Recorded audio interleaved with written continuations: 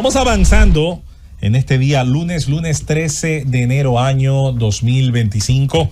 Tenemos la oportunidad en este año que todavía está iniciando y con todos los temas de interés de volver a los aspectos políticos que maneja la nación dominicana, los temas relacionados al quehacer de cada día, de las opiniones de las fuerzas políticas del sistema. Por eso es grata siempre la presencia, más que de un invitado, de un colaborador de esta Z101. Hablar de Eddie Olivares es hablar de un servidor público con experiencia en el aspecto electoral, en su historia, en su paso por la Junta Central Electoral, en su paso también por el Ministerio Público, pero también en su condición de ser miembro importante del organigrama del Partido Revolucionario Moderno, en su condición de vicepresidente en funciones. Y con todo esto, bueno, vámonos de inmediato a dar la bienvenida en este año 2025, la primera participación del doctor Eddie Olivares en nuestra cabina. Buenos días. Buen día, querido hermano.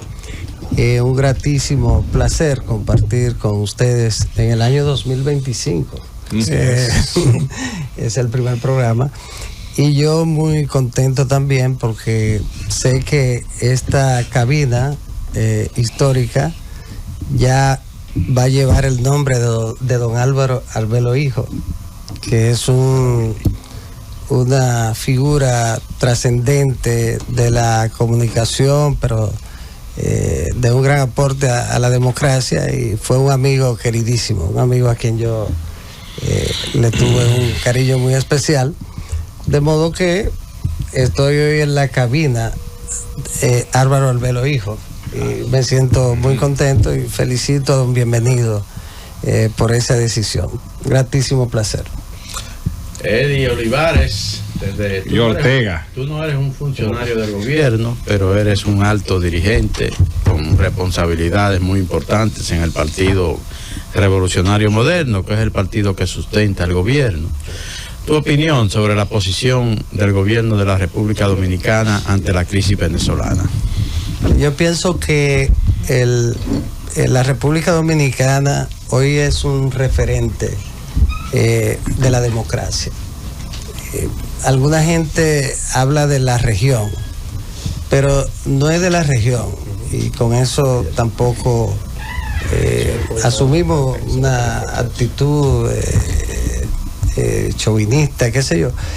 Se trata de que la República Dominicana es un referente de la democracia y ya no se puede limitar a la región.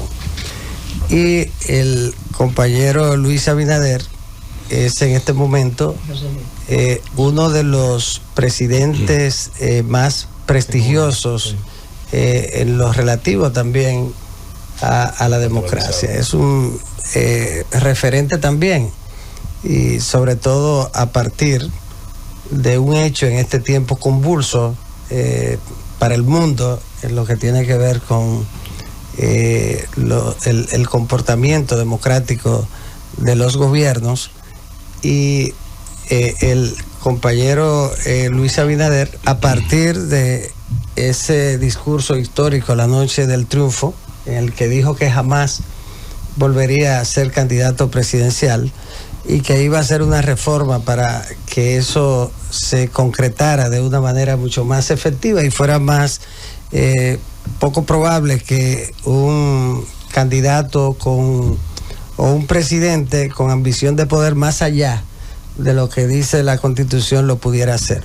A partir de ese acontecimiento extraordinario, por un lado, se avanzó en lo que tiene que ver con la definitiva erradicación en la República Dominicana del caudillismo, y se convirtió entonces en ese referente. En un caso como el de Venezuela o cualquier otro país en el que ocurran situaciones en las que la democracia resulta sustituida, o que un presidente de un país democrático camine hacia la dictadura, lo lógico es que todo el que cree en la democracia, y más un caso como el del presidente, el compañero Luis Abinader, y la República Dominicana, debe asumir una posición en defensa del mantenimiento de la democracia.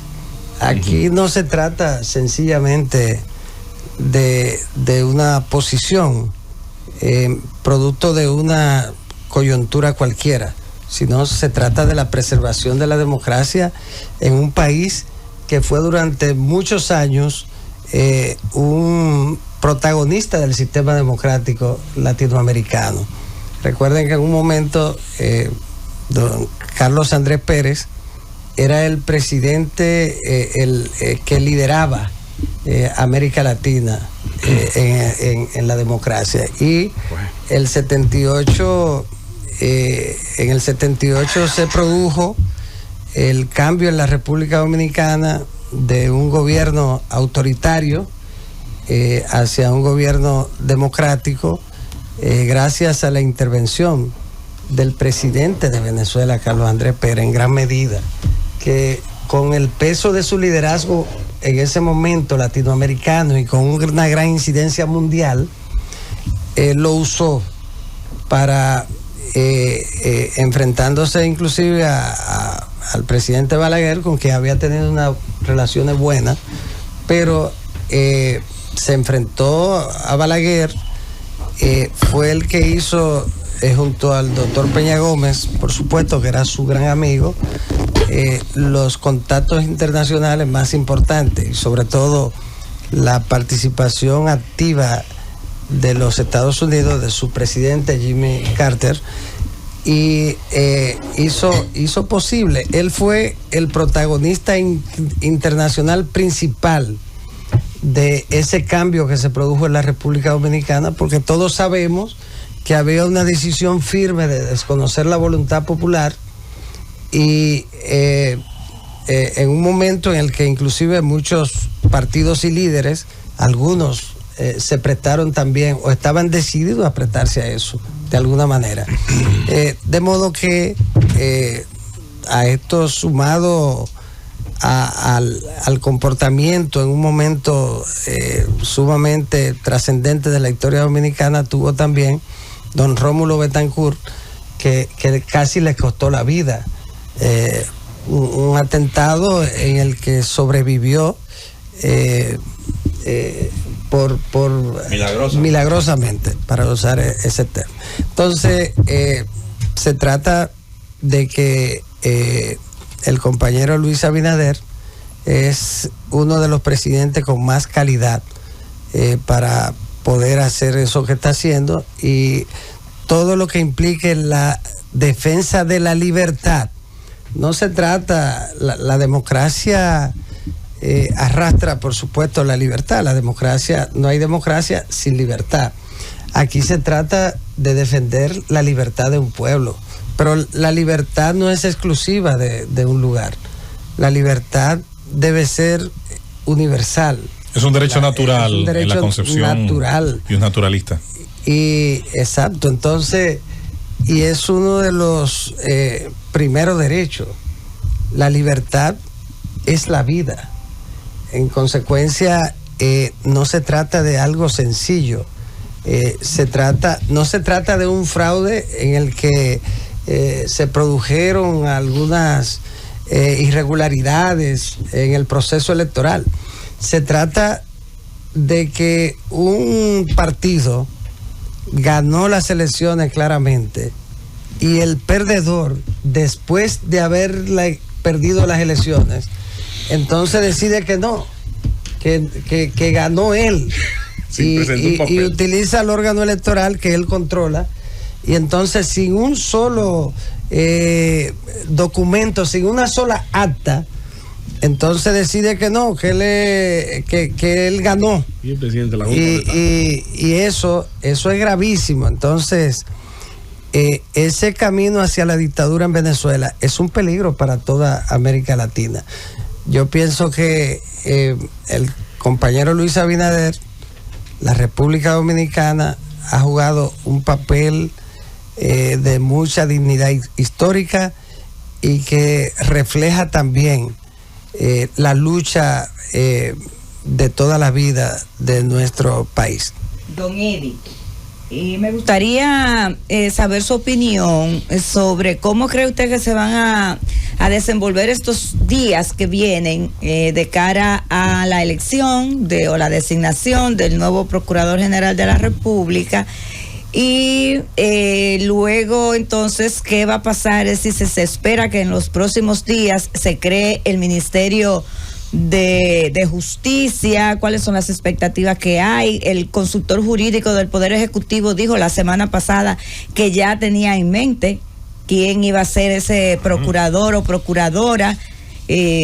Su opinión sobre eso. Se ha corrido mucho la voz de que posiblemente la procuradora sea la magistrada Jenny Berenice, ya que ella es una magistrada de carrera y pues ha tenido un papel trascendente en toda la lucha contra la corrupción, tal y como lo había pues dicho y prometido el presidente Luis Abinader en el 2020. Por lo menos en lo que tiene que ver con el encauzamiento de expedientes, aunque todavía no tenemos resultado de los mismos. Yo pienso que es sumamente importante el hecho de que por primera vez en la República Dominicana un órgano colegiado, por primera vez no será la decisión exclusiva del presidente de la República la que determinará quién ocupará ese cargo tan importante. El hecho de que el Consejo Nacional de la Magistratura deba acoger o no, refrendar o no la propuesta del presidente de la República es un paso de avance significativo en lo que tiene que ver con la independencia, el funcionamiento del Ministerio de la Procuraduría General de la República. Creo que siempre a partir de ahora un presidente debe procurar presentar una propuesta o proponer a un procurador con las condiciones profesionales, la experiencia también que debe tenerla, la resiedumbre moral, que es sumamente importante también, y la competencia. Debe ser también un gerente, el Procurador General de la República. Ahora que va a tener un rol fundamentalmente de persecutor del crimen, mucho más un jurista consagrado, no me refiero a consagrado en función de que sea una persona muy mayor de edad, no tiene que ver con ese tema, o que sea, sino que debe ser un jurista con las condiciones para ocupar este cargo, y entonces ahí juega un papel muy importante quién ocupa el cargo.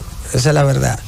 Yo creo sobre todo en eso, la idoneidad de quien ocupa el cargo, y eso mejora mucho. Ya un presidente una noche cualquiera no va a decidir, mira, voy a poner a fulano de procurador, sino que tendrá que pensarlo. Fue un paso muy importante. Es un procurador que tendrá 2 años en el de cargo, prueba, digamos. Sí, cada 2 años. No, porque no es solo de prueba.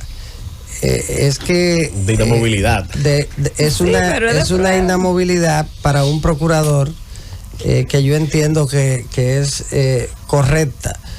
¿Por qué? Porque usted puede, siendo aún proponiéndolo el presidente y luego examinándolo el Consejo Nacional de la Magistratura, aún así usted puede colocar a alguien que después resulta que no era el idóneo. Aún así puede ocurrir, aún así. Como la Cámara de Entonces, si no funcionó, posiblemente era un brillante penalista, un criminalista, un genio del derecho y todo lo que usted quiera, pero es posible que pueda fallar en una parte fundamental, que es el manejo de la situación, siendo brillante, un académico, lo que usted quiera. Entonces, el país no puede estar obligado o a llevarlo a un juicio político o a esperar 4 años. Lo conveniente es eso, que tiene que empezar trabajando bien desde el día 0, porque de alguna manera en 2 años que pasan pronto sería evaluado, y yo creo que eso va a ser muy positivo. El modelo, al final de cuentas, el modelo que se aprobó en la Constitución es un buen modelo. Terminó siendo un muy buen modelo, porque ni sale totalmente de la esfera de decisión del presidente, paraguas del Poder Ejecutivo, del presidente, no sale totalmente, pero tiene entonces de todas formas una independencia significativa, y estará a prueba cada 2 años, de modo que es un modelo bueno. Yo decir quién pudiera ser me resulta muy difícil, porque la verdad es que no he escuchado quién sería. Lo más importante es que estoy convencido que será un buen Manuel Conde. Sí, una persona con buena condición. No puede, Manuel Conde no puede. Está inhabilitado. La Constitución no me lo permite. A menos que renuncie. El director de la escuela de formación política. De formación del Partido Revolucionario Moderno. Es que ya producto de la reforma constitucional, quienes militamos en los partidos políticos por lo menos 5 años en cargos de alta militancia, no podemos ser miembros, no podemos ser. Pero pueden ser ministros de justicia. Sí. Aquí hay 2. Doctor Olivares. Candidatos sí. buenos. El Ministerio de Justicia sí, porque es un cargo que forma parte del gabinete gerencial. Doctor, yo lo estaba esperando para hacerle una pregunta con relación a una decisión emanada del Tribunal Constitucional de fecha 13 de diciembre del 2024. Es la sentencia 788/2024 que versa sobre las candidaturas independientes. Esta sentencia es una sentencia manipulativa o interpretativa, y que se refiere a una ley que usted domina a la perfección, que es la ley 20-23 respecto al sistema electoral, a la Junta Central Electoral, y específicamente genera una modificación. Realmente es una modificación al texto, diciendo que agrupaciones cívicas o sociales de ciudadanos surgidas en ocasión de procesos electorales, y esas agrupaciones cívicas o sociales serán de naturaleza espontánea, sin ningún requisito previo de inscripción, podrán presentar candidatos. Yo quisiera su valoración, su ponderación respecto a esta decisión en términos jurídicos y constitucionales, y también las consecuencias que pudiera tener de cara al sistema de partidos políticos. Sí, el objetivo del recurrente y el núcleo de la sentencia del Tribunal Constitucional es el relativo a que los partidos políticos, conforme al artículo 216 de la Constitución, no tienen el monopolio de las candidaturas a cargos de elección popular, y que la actual ley le requiere que para ser candidato independiente se utilice un mecanismo que exige cumplir con los mismos requisitos que los partidos políticos. Entonces, el propósito era cambiar esos requisitos, reducirlo a casi nada, y entonces de esa manera el candidato independiente pudiera hacerlo con facilidad. Y sobre todo en la propia sentencia queda en ella muy claro que las plataformas utilizadas para la candidatura independiente, igual que lo eran las agrupaciones y movimientos políticos, hay que cambiar a propósito ahora la ley de partidos ya no sería ley de partidos, agrupaciones y movimientos políticos, sino que producto de la sentencia debería llamarse ley de partidos y agrupación, movimiento y candidatos independientes. Y el hombre del nivel. Movimiento, ley de partidos y movimientos sociales. Entonces, cívicos y sociales. Ley de partidos y movimientos cívicos y sociales. En ese sentido, sí, ya las agrupaciones. Digo, pueden ser solo sociales porque los partidos, de por sí, el término cívico abarca también a los partidos, no tiene. Pero en la sentencia se establece que quiera aspirar. Sí. Como debe ser, pues eso es lo que la Constitución dice. El caso es que fíjense cómo una sentencia de ese tipo impacta hasta en el nombre o el título de la ley. Y la verdad es que ya no sería de agrupaciones y movimientos políticos. En ese sentido, ante esta decisión que se declaró la inconstitucionalidad de la ley en función parcial, es una inconstitucionalidad parcial de los dos artículos. Pero con la modalidad de ser manipulativa, porque dice cuál es la forma de interpretarse. Y yo he dicho, a mi juicio, que en ese aspecto, no es que comparta o no comparta la candidatura independiente, que eso es otra discusión. Es el tema de si se excedió, que es mi enfoque, de sus atribuciones al momento de hacer ese desarrollo, para mí, excesivo del texto del 156. Sí, yo pienso que sí, que hubo un exceso.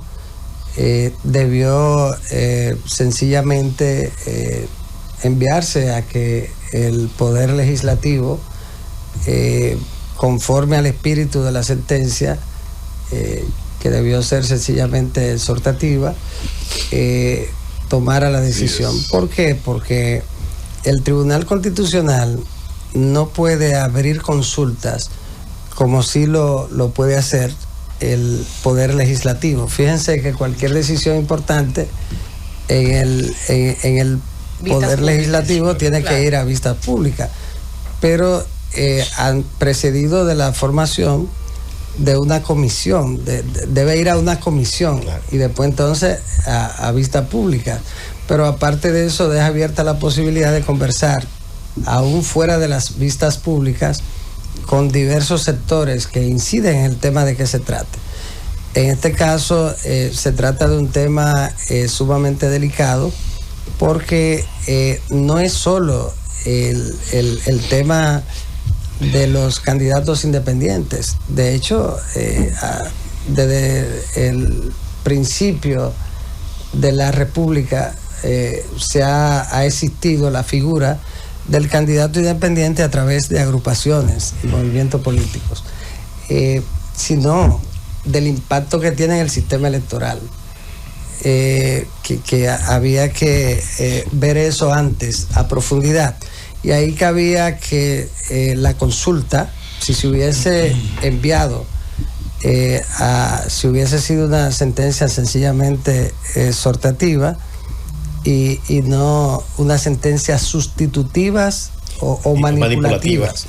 Entonces es sustituir, y en este caso el Constitucional sustituyó, manipuló porque era parcial, y de toda manera queda ahora el espacio del Poder Legislativo.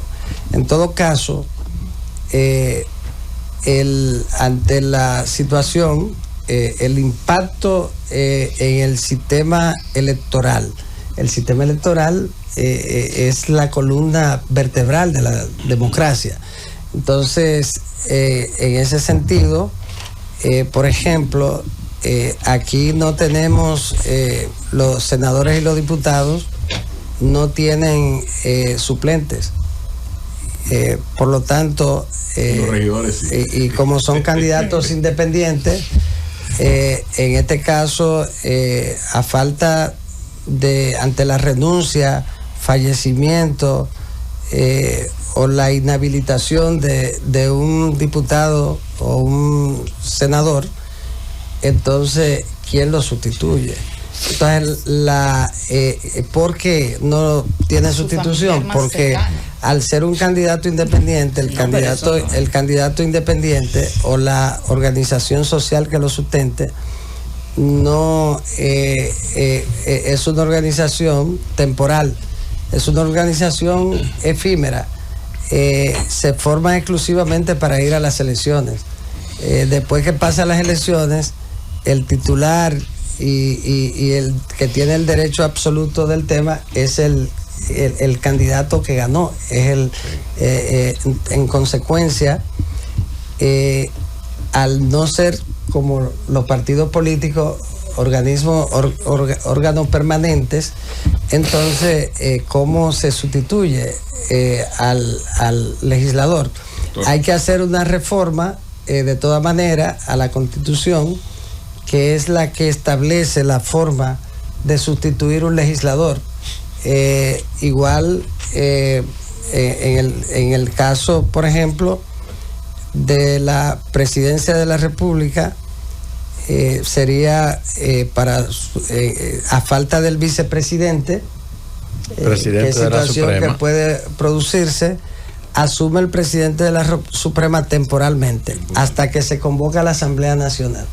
Entonces la Asamblea Nacional debe recibir. La última ocasión en que tuvimos ese escenario fue con presidente Salvador Jorge Blanco, murió el vicepresidente, Chupani, y entonces el presidente Manuel Vergés Chupani en diferentes ocasiones pasó a ocupar la presidencia. Pero en ausencia del presidente. Pero en caso, para concluir esa parte, en caso de que falte el vicepresidente y lógicamente lo correcto es que la Asamblea lo sustituya, porque esto era porque no faltaba el presidente, era el vicepresidente. Sí, y entonces el presidente salía de viaje, sí, y asumía. Pero en el escenario, este es otro escenario. Este es el escenario de que falta el presidente. Y entonces falta el vicepresidente. A falta del presidente y el vicepresidente, asume como natural la Suprema Corte de Justicia, hasta que se convoca la Asamblea Nacional, y la Asamblea Nacional, de una terna remitida por el partido al que pertenece el presidente, elige entonces el sustituto, pero tiene que ser una terna del partido. Bueno, pero y después de una matanza interna. En esa parte, no, para ya terminar esa parte. Entonces, el problema no es la candidatura independiente de por sí. No es para el sistema de partido, que es uno de los sistemas más fuertes de América Latina, muy consolidado. No es verdad que los candidatos independientes le generan ningún tipo de preocupación como tal a los partidos. Al final de cuentas es un tema del efecto en el sistema. Está también el hecho de que, por ejemplo, en el congresual también competiría en una situación muy compleja, y de seguro volvería en el constitucional, que es el hecho de que las candidaturas,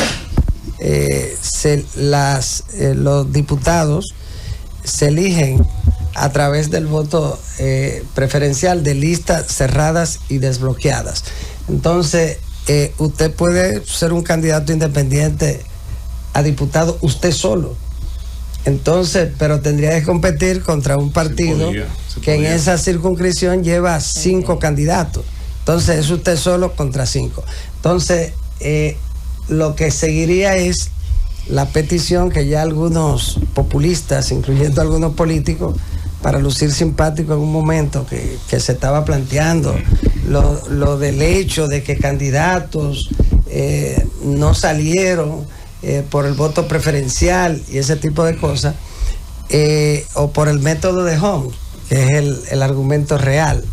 En ese caso, entonces sería muy difícil para un candidato independiente también competir. Entonces lo que seguiría sería recurrir de nuevo al Tribunal Constitucional para eliminar el método de Holmes y demás. Es decir, son todos los impactos, es el impacto que tiene en el sistema electoral, no una preocupación porque eso vaya a afectar. El candidato independiente existe. Ahora la diferencia es que, por ejemplo, en el distrito va a necesitar un 2% de las firmas de quienes del total de votos válidos emitidos, el 2%. Entonces, en ese sentido, ese es el único requisito que va a tener. Pero es un requisito. Ahora, eso tendrá mucho impacto en las candidaturas en demarcaciones pequeñas, que cualquiera podrá ser candidato.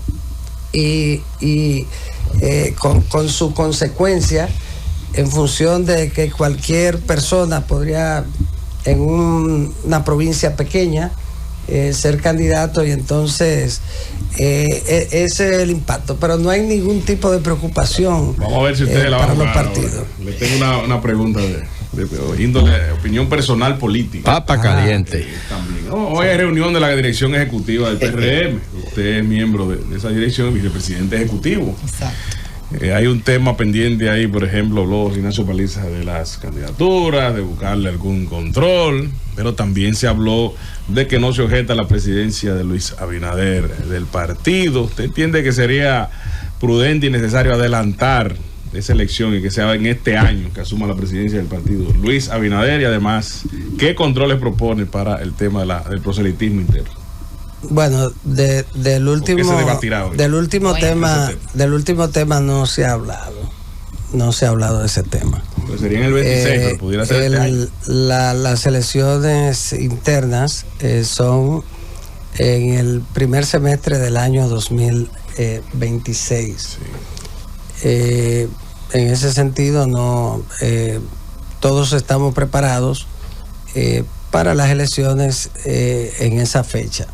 No creo que haya ningún tipo de interés en que eso sea distinto, sino que debe, hasta ahora, todo marcha dentro de los plazos establecidos en los estatutos del partido. En ese sentido, de eso no se ha hablado. Por lo menos yo no lo he escuchado. En lo relativo a y no es un tema en este momento en el partido. El compañero Luis Abinader, que es el líder de la nación, es el presidente de la República, es el líder del Partido Revolucionario Moderno, y es un liderazgo muy sólido, y por lo tanto está fuera de discusión que él es el líder del partido, y ese liderazgo abarca cualquier tipo de temas relativo a función a lo interno del partido. Lo otro era sobre la campaña adelantada, la pre-campaña adelantada. Es una cultura en la República Dominicana la campaña adelantada. Ha ocurrido toda la vida. Algunos, como el presidente Fernández, lo han hecho siempre, y el presidente Fernández el día después de unas elecciones ya sale en campaña. Yo recuerdo un día que fui en las elecciones del 2012, cuando eligieron al presidente Medina, y yo fui a la asamblea, a la juramentación, como miembro de la Junta. Y cuando iba retornando hacia Santo Domingo Este, donde vivo, recuerdo que en una valla que estaba situada en el lado derecho del elevado, decía ese mismo día: el retorno. Entonces, del rey. Estaba ahí la figura de mi querido amigo el presidente Leonel Fernández. Es decir, que es una cultura. De todas formas, es una cultura que la ley ha mandado a erradicar. que la ley ha mandado a quitar. Y uno de los aspectos más importantes de la ley 3318 de partidos políticos era precisamente establecer plazos para la celebración tanto de los eventos internos de los partidos políticos como de las elecciones. En ese sentido, la ley de partidos establece que la precampaña se inicia el primer domingo del mes de julio del año anterior al de las elecciones. En este caso será el primer domingo de julio, que será día 4 de julio del 2027. Esa es la fecha. La ley, y se establece que la elección, si el candidato si el partido hace primaria, entonces la elección del candidato sería el primer domingo del mes de octubre. Si no es primaria, el último domingo. Entonces, esos son los plazos. Ahora, ¿qué ocurre?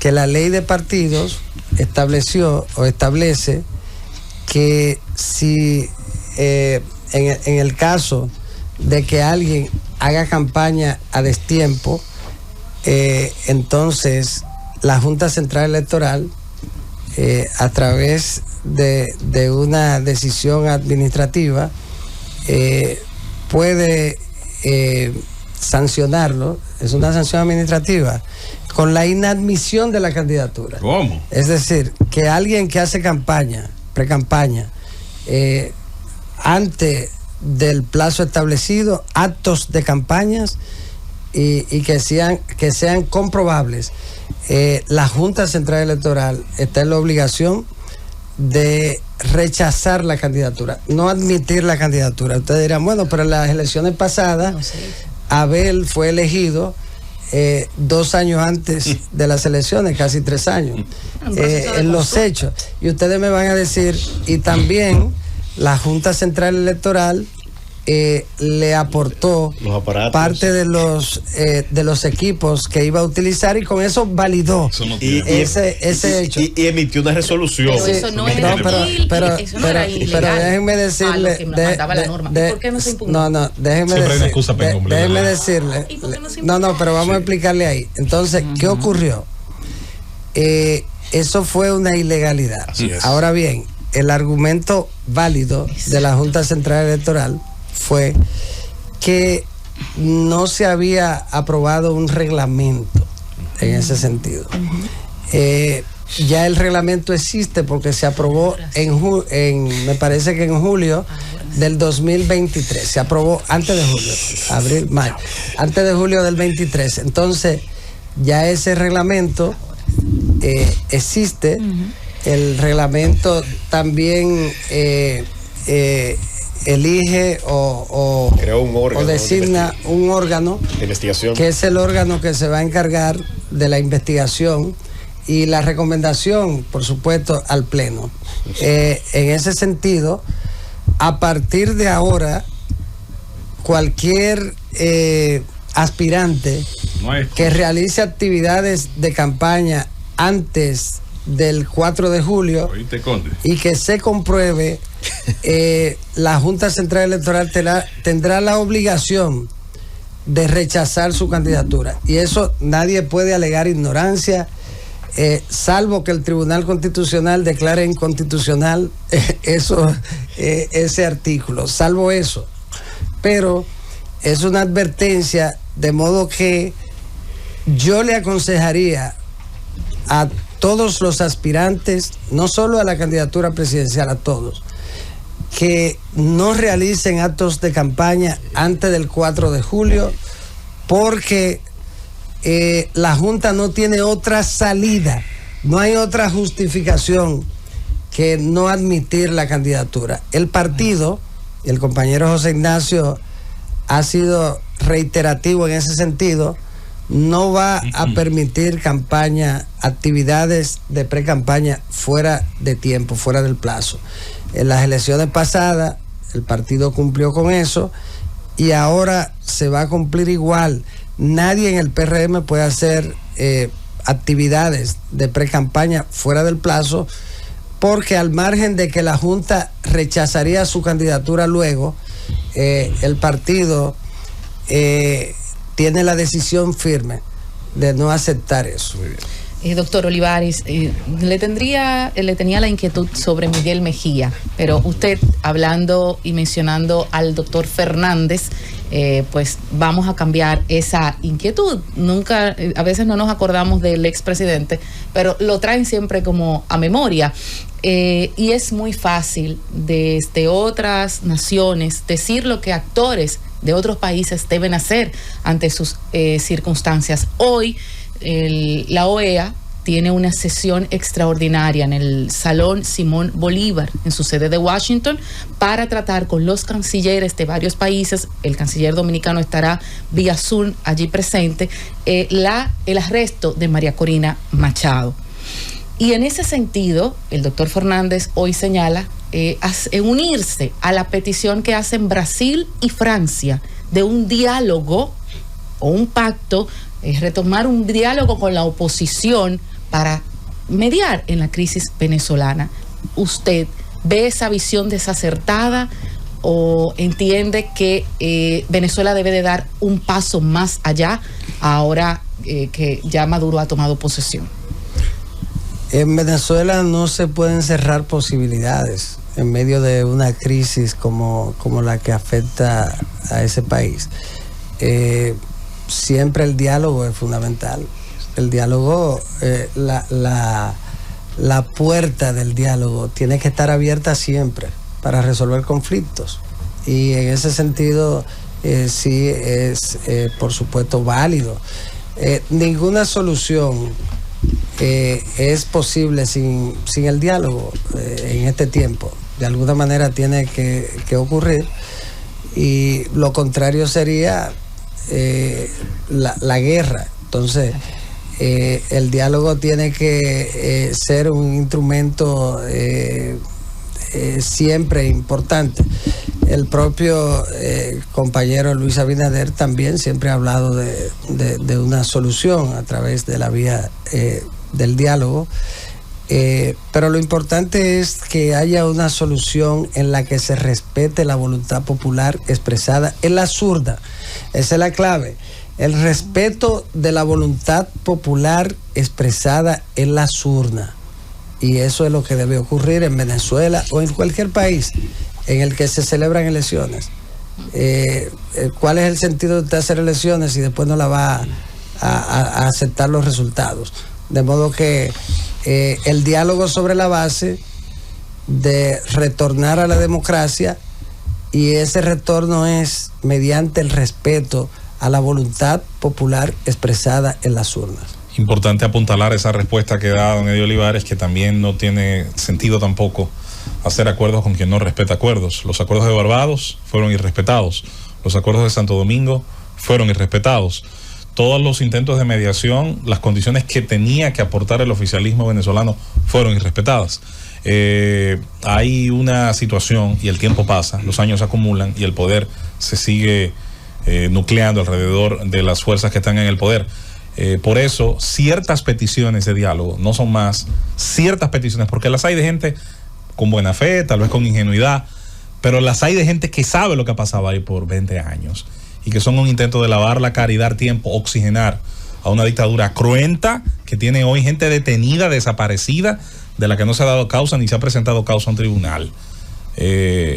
Dialogar con el tiburón que te va a devorar no tiene a veces mucho sentido cuando se ha demostrado en el tiempo, y ahí están las pruebas, la hemeroteca no miente, de lo que ha pasado con los acuerdos anteriores. Son muchos los trajes que se han lavado y planchado para ir a acuerdos formales con mediación internacional que luego se han incumplido. Así que también eso es importante recordarlo. Doctor Olivares, quiero volver al escenario nacional. La política es, entre otras cosas, el arte de seducir, de ganarse la confianza de los demás. Si queremos convencer a alguien de que vote por nosotros, se supone en un escenario de ciudadanía consciente, la gente debe ser seducida, convencida, llamada a nuestras ideas, apoyar nuestras ideas y en base a ese apoyo, bueno, obtener cuotas de poder para generar los cambios como creemos a partir de una ideología o de un programa. El sistema de partidos dominicano está compuesto por mucha gente muy capaz, por gente no tan capaz, pero por gente que también hay que decirlo, tiene un gran sentido del humor. Me ha llamado la atención que la respuesta, no tanto la jurídica que enarbolan Conde y otras personas si se excedió o no el Tribunal Constitucional, sino la respuesta política al dispositivo de sentencia. Me ha llamado la atención porque ha colocado a gente en las atalayas, en las torres, a vociferar los peligros del apocalipsis, las advertencias de todo lo que puede pasar, pero oh, sorpresa, ya ha pasado, ya está pasando, ya ha ocurrido con respecto a esa posibilidad que se supone, a esa puerta a los infiernos que le abre la posibilidad de que agrupaciones no partidarias y creadas expreso para dirigir ayuntamientos o elegir puestos al Congreso o directamente un presidente de la República a través de agrupaciones que no son partidos tradicionales. Y resulta que con lo que ya tenemos y sin esas agrupaciones, ya la política dominicana tiene todo lo malo que podía tener el sistema de políticos actuales, al menos de lo que se ha advertido, de la llegada de gente que solamente tiene el dinero, de la llegada de gente con orígenes sospechosos, de la llegada de gente que no tiene interés en presentar programas de gobierno, ni en inscribirse en acuerdos de gobernanza con la comunidad y con las necesidades. Entonces, me da la pequeña impresión, doctor Olivares, de que una buena parte del sistema político dominicano está advirtiendo de consecuencias que ellos no han evitado con el sistema que tenemos. Eddie, dame un segundo antes de tu respuesta y me excusa José Luis. Ahí se acaba de producir un potente terremoto en Japón. 6.6 fue hace una hora y pico. De Kochi, hubo un andando en 6.8 ahora mismo y hay alerta de tsunami. Una alerta de tsunami hubo, sí. Adelante. Una hora, hace una hora. Gracias. Adelante. Es importante y qué bueno que la pregunta o el razonamiento, porque se nos había quedado ahorita una parte sí, muy, muy importante. Mire, y a propósito del programa, el PRM es un partido programático. Desde su fundación, en los procesos que ha participado, se han elaborado unos excelentes programas. Y creemos en eso. Yo creo en el partido programático. Pero el programa no debe ser obligatorio. El programa, si usted no presenta programa y el electorado votó por usted sin usted presentar programa, bueno, eso es el problema del electorado que votó por usted. Ahora, si usted presenta un programa, usted le está diciendo al electorado, mira, este es mi compromiso. Y entonces, siendo un partido programático, es un partido democrático y cuando es un sistema de partido fundamentalmente programático, la democracia tiene más calidad y el sistema de partido también. A propósito de que ahora al candidato independiente uno de los requisitos va a ser presentar un programa también. Que mencionaba José Luis. Cuando lleva candidatura presidencial. Entonces, en el caso de la candidatura presidencial, pero alguno que obtenga por ahí 87,000 firmas reales podría ser candidato presidencial. En todo caso, se presenta un programa, hay gente que luego va a presentar un programa de radio o de televisión. No, pero el programa lo prepara cualquiera. Sí. Y en tiempo de inteligencia artificial, tú le preguntas, yo quiero un programa antisistema. Claro. Entonces te prepara un programa. Que el ChatGPT también puede entrar lo de los partidos tradicionales, porque también. Entonces, no está bloqueado. Exacto. Entonces, ¿qué ocurre? Yo no creo en que esta decisión en cuanto a su al impacto que tiene en función del candidato independiente, no creo que eso tampoco sea un peligro para la democracia ni para el sistema de partido. Nosotros tenemos un sistema de partido fuerte.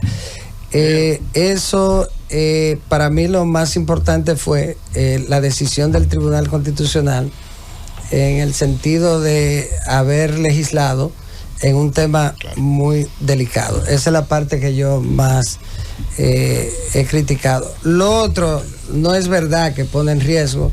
Estoy de acuerdo en cuanto a que el tema de que pueda alguien desconocido ser candidato y resultar que el tipo después no era lo que se había vendido. Qué sorpresa. Mira, eso no hay forma de controlarlo.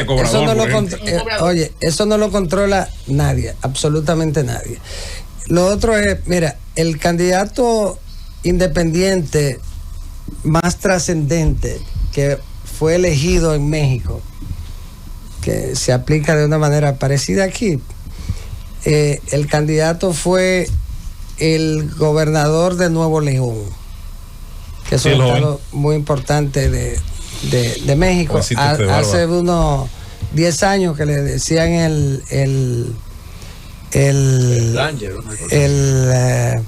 bueno, se me fue.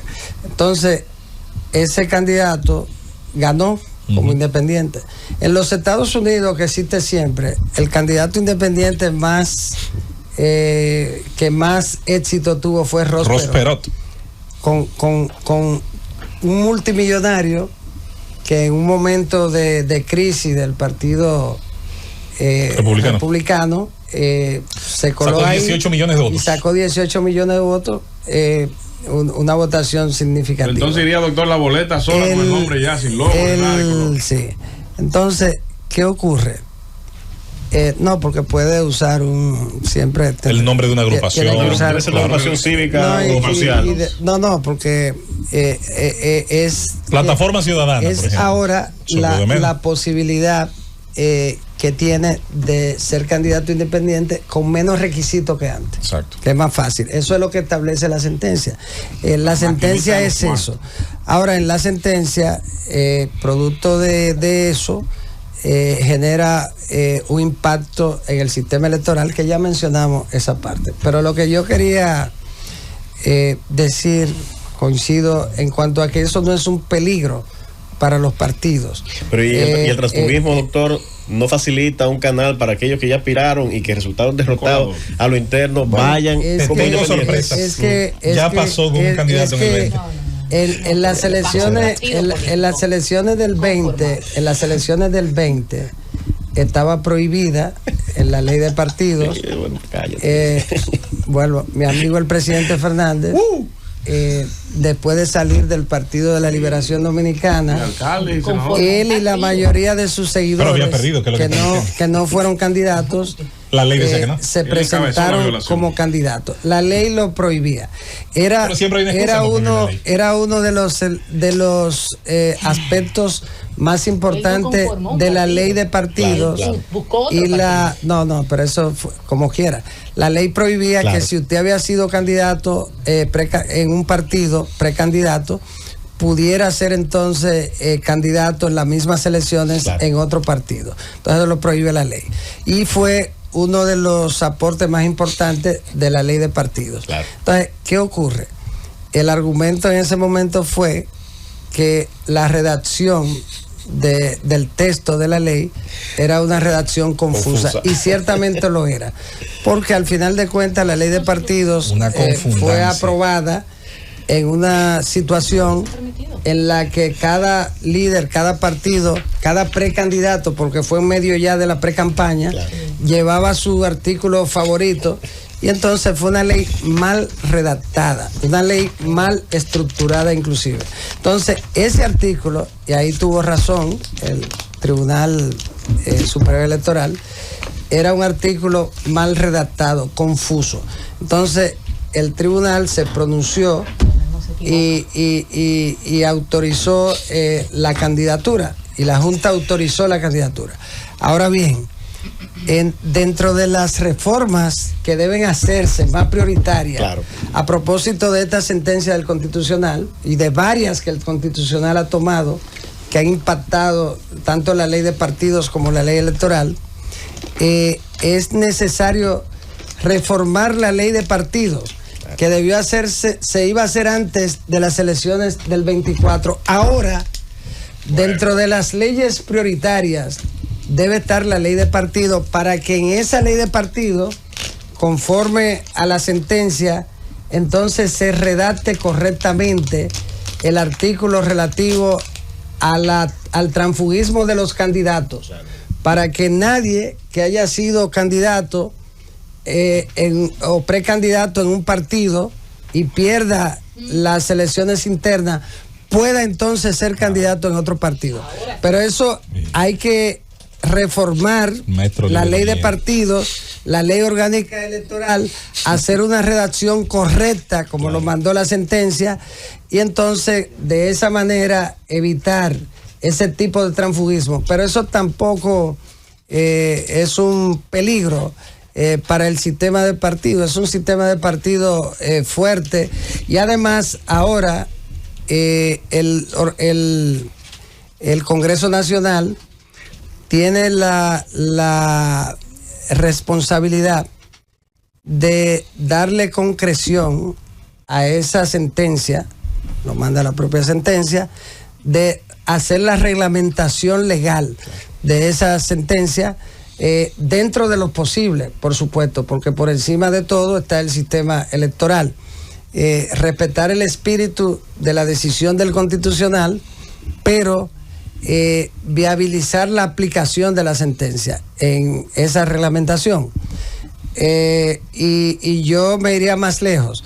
Yo pienso que no podemos limitarnos a ese artículo, sino que debe aprovecharse para hacer una reforma de la ley de partidos, y para también adaptar a la realidad en la que ha colocado el Tribunal Constitucional y el Tribunal Superior Administrativo y el propio Tribunal Superior Electoral la ley 2023 orgánica del régimen electoral. Una reforma política que debería hacerse en el primer semestre de este año y que no necesitaría más tiempo de ahí para que sea aprobada, promulgada y puesta en vigencia por el órgano electoral. Esa es una propuesta, que en este primer semestre sea aprobada la reforma de la ley de partidos, que no es una reforma amplia, y de la ley orgánica del régimen electoral, que tampoco es amplia,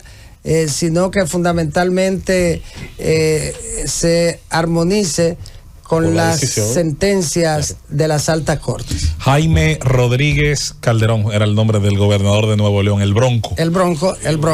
Esa es la figura más importante. Aquí puede ser que producto de ello salga un director de un distrito municipal, sí, que un alcalde. Es bueno recordarle y eso no es un peligro para la democracia. Es bueno recordar a los más jóvenes, tal vez, don Eddie, que los movimientos independientes de carácter provincial y municipal estuvieron en boga aquí en dos épocas. En los años 60 no tuvieron un mayor éxito, y en los años 90 llegaron, lo recuerdo muy bien, la elección del 94 al 96, un movimiento independiente de Santiago Rodríguez, algunos movimientos independientes llegaron a rivalizar, a tomar buenas cantidades de votos en sus comunas. Yo creo que pudiera, tal vez a nivel local, tener un efecto. No creo que tenga un efecto realmente en candidaturas de nivel nacional. Creo que los partidos tradicionales siguen siendo fuertes, pero las democracias fuertes tienen simplemente un camino reglamentado, regulado, para que estas candidaturas existan, porque como muy bien usted ha dicho, no puede haber un monopolio de las candidaturas, y la Constitución dice que hay un derecho a elegir y a ser elegido. Eso es evidente. Sí. Don Eddie, en esta recta final, vamos con unas preguntas cortas para despedir, Rosendo. Los partidos políticos tuvieron una crítica muy grande en su sistema interno, y yo la comparto, con el uso del método de las encuestas. Las encuestas son sondeos para proyecciones, no son mecanismos de elección a puestos universales, a puestos de gobernanza, en tanto tienen margen de error y en tanto violentan varios principios democráticos. No sé por qué ni cómo, no sé si fue por un tema de ahorro económico, no sé si fue por un tema de facilitar procesos a ciertos grupos dentro de los partidos. Los partidos se dejaron entrar en esa trampa, que lo único que hizo fue generarle división interna y problemática. ¿Entiende que ya se acabó el tiempo aquí de las encuestas para elegir candidaturas? Sí, creo que sí. Los partidos muchas veces le tienen miedo a la propia democracia en la elección de los candidatos. La principal función de los partidos políticos es la selección de los candidatos a cargos de elección popular y la presentación al cuerpo electoral. Esa es la función principal de un partido. Luego gobernar y demás, hacer oposición, pero esa es la principal función, presentar los candidatos a cargo de elección popular al electorado. Ese proceso debe ser un proceso transparente y fundamentalmente equitativo y además objetivo. La elección de un candidato a través de una encuesta no es objetiva y por lo tanto choca con la propia Constitución de la República. Y en alguna candidatura peor que en otra. Sí, en las plurinominales, claro, incluso es un proceso, no es científico. Es un proceso que no tiene objetividad. De ningún tipo. Porque yo hice un estudio cuando se iba a aprobar. Yo en el Congreso Nacional hice mi planteamiento contrario a la utilización de las encuestas. Y escribí, me opuse, pero al final de cuentas se aprobó así. Pero lo advertí lo que podía pasar. Afortunadamente, en las elecciones, en el proceso pasado de selección de candidatos, todos los partidos utilizaron las encuestas. Razones económicas, situaciones, miedo a que se produjeran confrontaciones y demás. Usted no le puede tener miedo a la democracia. Los procesos son procesos normales de competencia. Entonces, lo que la competencia debe estar es bien conducida. Y en el caso de las primarias la conduce la Junta Central Electoral, que es un tercero imparcial, que es un órgano independiente. Entonces, eso resulta, funciona correctamente, funciona bien. Entonces, ¿qué ocurre? Afortunadamente salimos bien en las internas de los partidos pasadas. La utilizó el PLD en gran medida y tuvieron problemas. No fue peor porque está en la oposición. La utilizó Fuerza del Pueblo y las acusaciones eran gravísimas en función de los resultados, las encuestas y demás. La utilizamos nosotros y fue un fracaso. Un fracaso.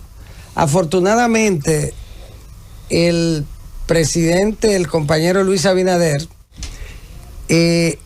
dijo que él participaba con primaria y una gran parte en el partido decían que no, que él no podía exponerse a ir a una primaria,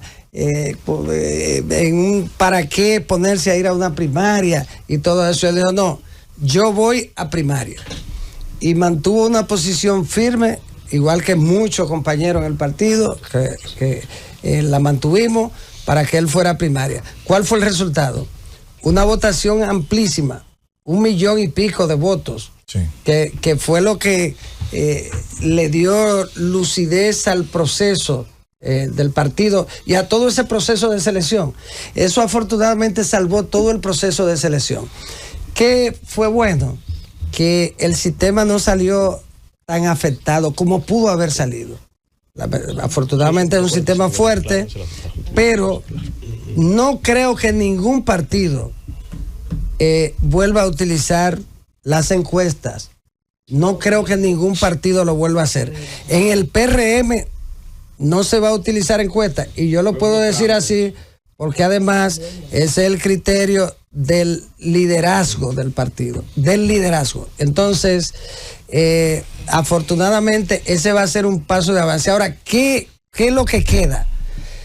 Hay que reformar la 3318 para borrar esa aberración de la ley de partido, porque es una vergüenza. Sí. En ese tiempo yo hice un estudio y en ningún lugar del mundo, en ninguna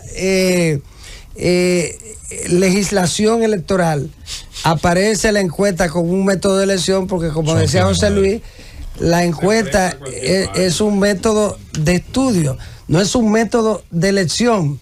Y además es inobjetivo. Entonces, porque ¿cuál era el órgano que dirige una encuesta? Una empresa privada. Una empresa privada. Claro. Sí. ¿Cuál es el expertise? Y tiene muestreo y margen de error. Y margen de error. Entonces, es el voto. El voto que puede ser directo, que puede ser indirecto. Claro. El directo en una primaria es un voto más democrático, pero está el voto indirecto, que desde el punto de vista de un sistema electoral, claro, es factible y ha existido siempre. Pero creo que jamás se volverán a usar las encuestas como método de elección de candidatos a cargo de elección popular. El individuo que llama todos los días al final del programa, Rosendo, hoy me llamó a mí y me dijo que espera. Me dijo que espera ver en febrero, Rosendo, en el gabinete que acompaña al presidente Luis Abinader, a Eddie Olivares. No sé si te habían dicho a ti. Buena pero llamada. Eso espera. Eso viene pronto. Buena llamada. Ojalá y esté correcta esa llamada. Bueno. No, la llamada me llegó a mí y me dicen que próximamente. Eso es uno de los próximos doctor Eddie Olivares. Si quiere no diga nada, no se preocupe. Gracias, doctor Olivares. Gracias, como siempre, un gratísimo placer estar con ustedes. Llévatelo, Francis.